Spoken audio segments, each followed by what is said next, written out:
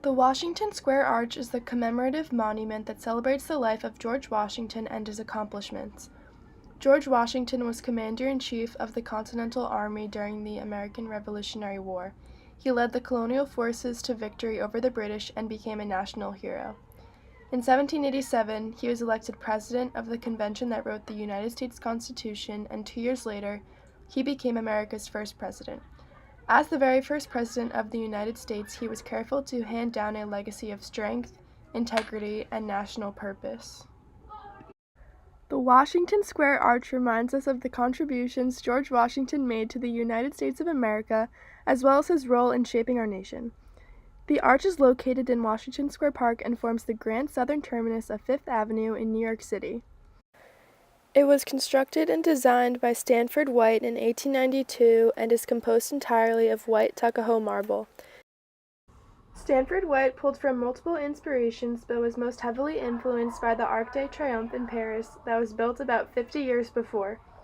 Stanford White wanted to make this arc more modern and simple than the one in Paris, but he did also make sure to incorporate more antique elements into the design, including allegorical figures and decorative motifs. On each pier of the arch is a sculpture of George Washington, however he is depicted differently in each one. Stanford White also incorporates many different patterns, borders, and symbols throughout the sculpture. In addition, in the spandrels of the arch, Stanford White placed winged figures carrying banners, horns, and laurel wreaths.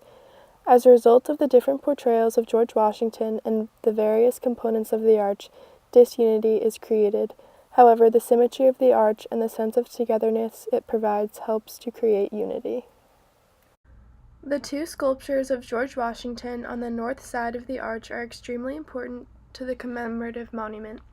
The eastern pier bears the sculpture of George Washington as Commander-in-Chief of the Continental Army during the American Revolution. Washington appears to be calm and composed, flanked by the relief sculptures of Fame and Valor. Fame carries her trumpet to announce herself and holds a palm branch for peace, while Valor holds a sword.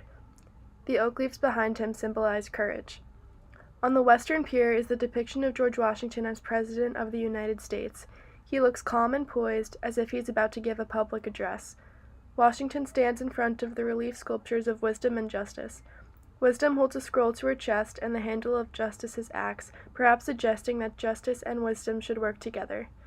Justice holds the traditional scales and a book open to Washington's motto, which can be translated to, "Judge me by the results of my actions."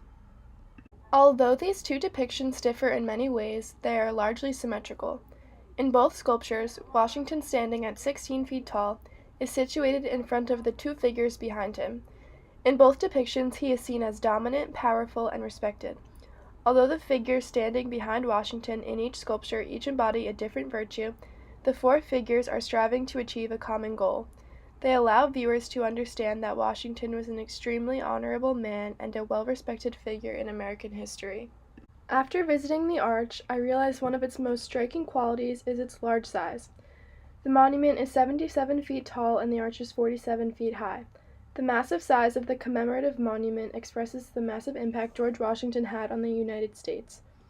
The size emphasizes that he was a very powerful figure and played a large role in shaping American values.